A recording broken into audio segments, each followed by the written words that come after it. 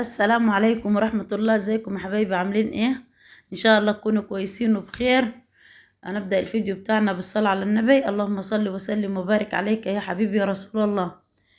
عاملين ايه يا حبايبي؟ كويسين ان شاء الله تكونوا كويسين كده وبخير. ان شاء الله تكونوا زنين، تكونوا فرحانين، تكونوا مبسوطين.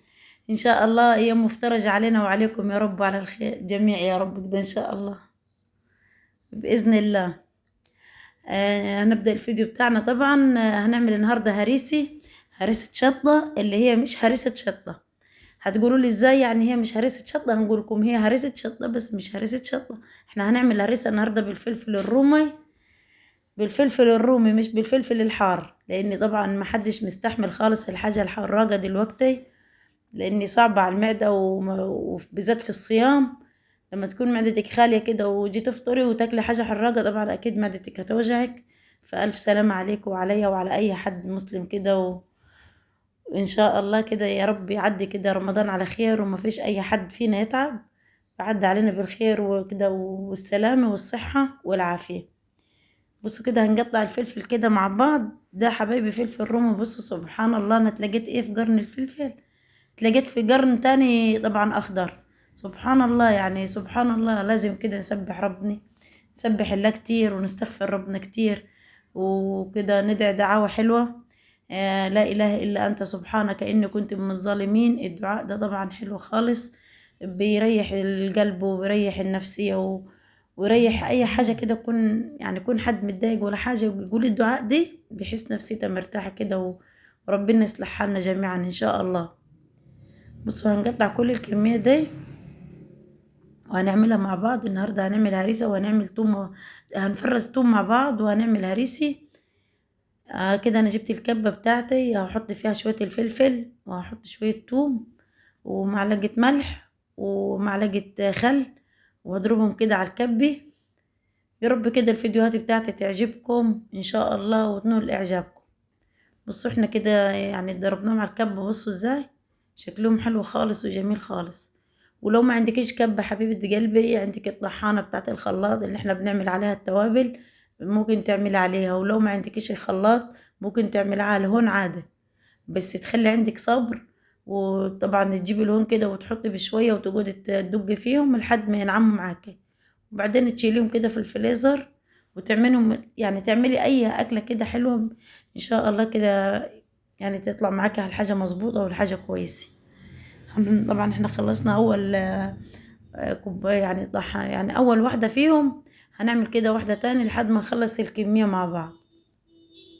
برضو نفس اللي حصل في الاول، ان احنا هنحط شوية فلفل وشوية توم وحبة ملح، يعني معلقة ملح كده، مش هنكتر الملح، لان انت لو كترتي الملح لما هتعملي الاكل بتاعك طبعا هيملح معاك ومش هيبقى كويس.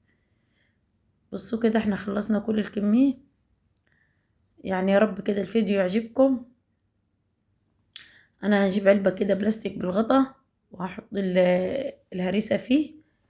بصوا العلب دي حبايبي انا جايباها طبعا من المحل بتاعنا، لان احنا عندنا محل يعني على كدينا طبعا الحمد لله، بنسترزق مني يعني الحمد لله. فانا جايبه العلب دي وغسلاها وهنحط فيها الهريسه.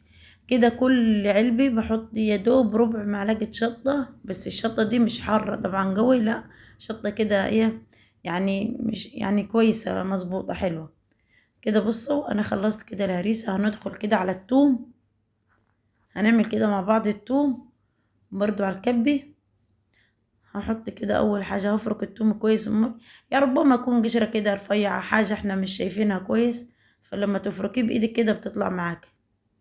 بصي تفركيها وتديها نفخة حلوة كده، ايه تطلع كده اي حاجة راي يعني خفيفة معاك. حطينا كده التوم في الكبة. بصوا انتوا شايفين يا حبايبي التوم معانا ابيض، بس ان طبعا على اواخر السنة التوم بتاعي كان هيبوظ وكان هيعمل كده يزرع، يعني يزرع كده يخضر. فانا حبيتها يعني، جبتهم كده وفصصتهم وقلت اعملهم واحطهم في الفريزر واستخدمهم كده في رمضان. بص التوم بقى اخضر طبعا ليه؟ علشان ان فيه زراعة كده من جوه خضرة.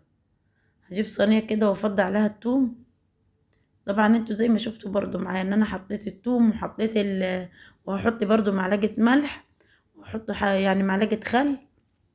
الخل ده حبايبي بيحفظ الحاجة وبيخليها خضرة كده وفريش وحلوة خالص. بصوا انا خلصت كده بضرب التوم، بصوا خلصت التوم كده معايا. هعبيه كده ايه،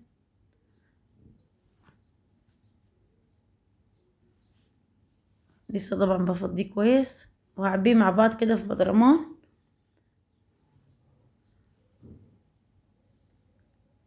هحط بس الاول ايه حبة زيت، طبعا انا بستخدم زيت كريستال عشان الكوليسترول، لان جوزي زي ما انا قلت لكم جوزي تعبان شوية، ما بنجيبش غير زيت الذرة ده، لان هو خفيف على المعدة وربنا يوسع علينا وعليكم يا رب. كده بصوا بعبيه في البرطمان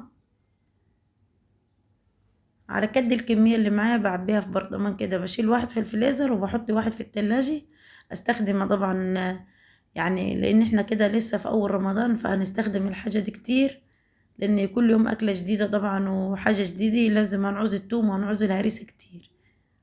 يا رب كده الفيديو يكون عجبكم، وكل سنة وانتم طيبين، والسلام عليكم ورحمة الله وبركاته.